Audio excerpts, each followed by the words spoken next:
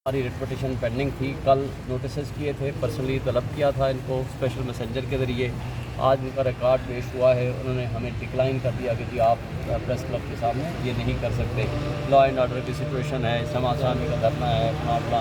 अब GUIF को भी बीच में ले आए हैं, हालांकि ये कोई बात हमने नहीं सुनी। मगर आपको याद होगा कि हमने ये एप्लीकेशन दी थी इनको 23 तारीख को, 24 को हम कोर्ट में आ गए, रिट पिटीशन फाइल की, 25 को हमारा केस कॉन्फ्रेंस हुआ था, कल हमें नोटिस मिल गए थे और आज 26 को बहस के लिए था।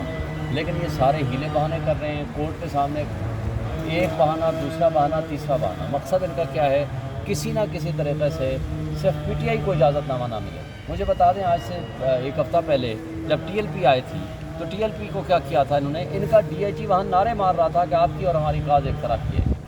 पूरे हम ये TLP के ख़िलाफ़ नहीं हैं, मगर हम ये बताना चाहते हैं कि अगर TLP को इजाज़तनामा मिल सकता है तो वाई नॉट टू अस, और फिर जमात इस्लामी को क्यों नहीं मिल सकता। जमात इस्लामी अगर धरना देना चाहती है कानून के दायरे में, आप उनसे अंडरटेकिंग लें, उनको भी इजाज़त दें। हम कब मना करते हैं, मैंने कोर्ट को कहा जी उनको भी इजाज़त दें, सबको इजाज़त दें, आप अंडरटेकिंग लें, कानून को कोई हाथ में ना ले।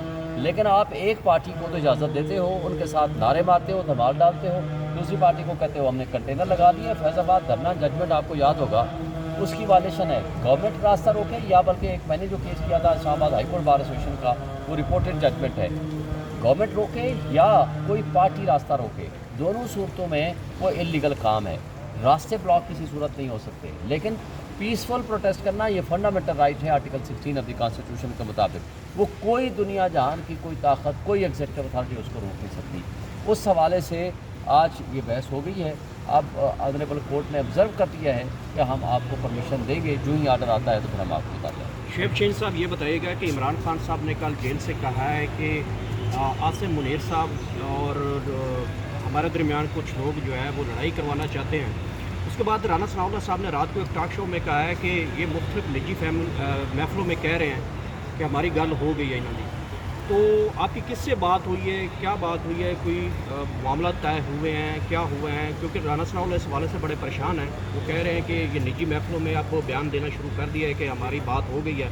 अपने लोगों को ये कहते हुए वो कहते हैं हम भी अपनी कोशिश करेंगे, ये भी अपनी कोशिश कर रहे हैं। देखें, इन कठपुतलियों को एक मैं पैगाम देना चाहता हूँ, सारी गल हो गई है, या तारा ने कही थी शायद, ये इन लोगों ने कही थी PMLN वालों ने, इसलिए इन्होंने इलेक्शन लड़े, नॉन इलेक्शन कैंपेन चलाई और इनकी गल हो गई थी। और इसके नतीजे में आपके सामने है, नवाज शरीफ फुर्जी के ज़रिए जीता, मरियम नवाज़, हमज़ा, ये सारे 17 सीटों वालों को इक़्तिदार दे दिया गया। उधर डाकू रानी बैठी हुई है, जो कुछ आपके सामने है।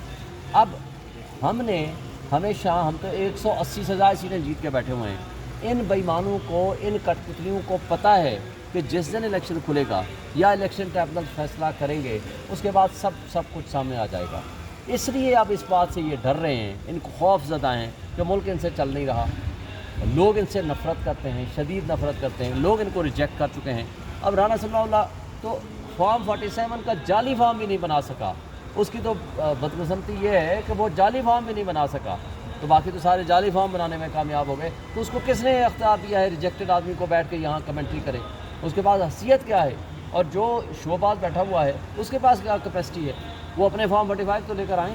लिहाजा इनकी बातों की कोई हैसियत नहीं है, कोई कानूनी हैसियत नहीं है।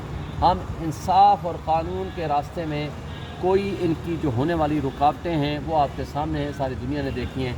हम चाहते हैं आइन के मुताबिक, आइन की बहाली हो, कानून के मुताबिक चीज़ें चलें, हमारा मैंडेट हमें वापस मिले और ऐसी सिचुएशन क्रिएट ना हो जो मुल्क की सलामती और ख़ुद मुख्तारी के ऊपर अटैक हो जाए, खुदा न खास्ता।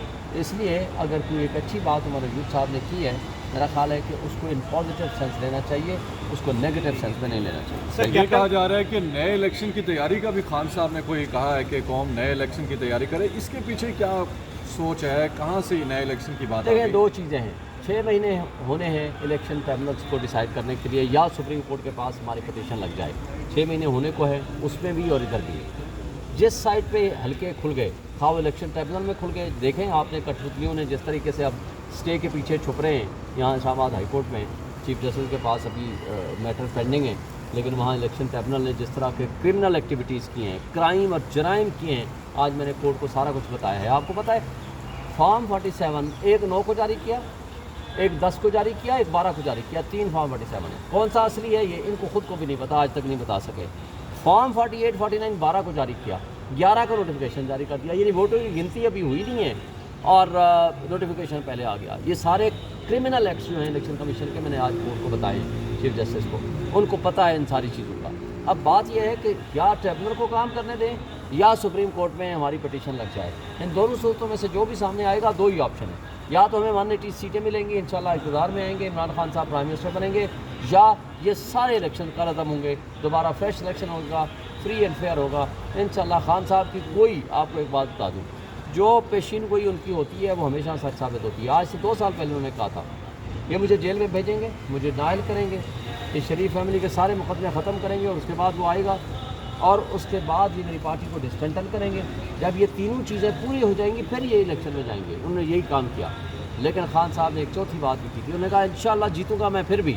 हालांकि उन्हें ये नहीं पता था कि बल्ले का निशान भी छीन लेंगे, आपके लोगों को बाहर भी नहीं निकलने देंगे। ये भी उनको नहीं पता था कि आपको जल्द से जुलूस की इजाज़त नहीं होगी। ये भी उनको नहीं पता था कि आपको बाहर निकलने तो दूर की बात है, आपके वर्कर्स और आपके जो पोलिंग एजेंट हैं उनको भी गिरफ्तार कर लिया जाएगा। ये सब कुछ के बावजूद भी खान ने कहा था इंशाल्लाह जीतेंगे हम। आज भी इनको फॉर्म 47 न बनाते या ये बेईमानी और चोरी ना करते तो हम तो जीते हुए हैं। आज भी 180 से ज़्यादा हमारे पास सीटें इंशाल्लाह। इमरान खान ने अगर कहा है तो उनकी पेशन को हमेशा सच। शुएब शहीद साहब ये बताइएगा कि कैप्टन सफदर ने कहा है कि फ़ौज जो है लंदन गई और बाबा नवाज शरीफ से उन्होंने माफ़ी मांगी, घुटने पकड़े कि बाबा जी आ जाएं, मुल्क नहीं चल रहा, इमरान खान से आप आ जाएं, और बाबा के लाख के साथ यहाँ पे कबूतर उड़वा दिए और तोते उड़वा दिए आप लोगों ने। क्या वजह है कि वो अब इस्टेब्लिशमेंट के खिलाफ खुल के आ रहे हैं? उनका कहने का मकसद ये था कि मानसेरा का इलेक्शन नवाज शरीफ को पूरे प्लान के साथ हराया गया। देखें, अल्लाह पड़ा है, जो कुछ पिछले 2 साल से इमरान खान ने कहा था लंदन एग्रीमेंट, लंदन प्लान, यही कहा था ना कि इनकी आपस में गठजोड़ हो गया है, ये कठपुतली बन चुके हैं, इन्होंने वोट को इज़्ज़त दो की बजाय बूट को इज़्ज़त दो का नारा उठा लिया है।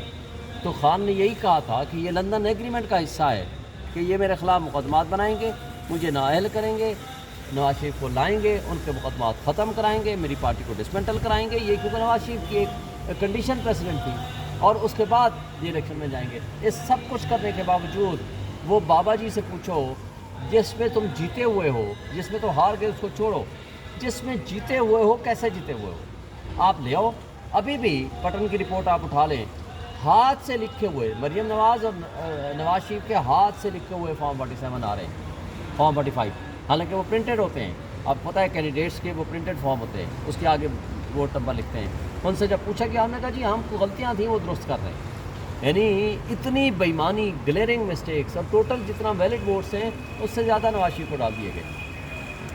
यानी अच्छा, उधर ही MPA के 3 कैंडिडेट्स थे उसके साथ, यानी MPA के वोटों की गिनती का जो एवरेज है 30% टर्न आउट है, और नवाज शरीफ के हल्के का नेशनल असम्बली का उधर ही 70% टर्न आउट है।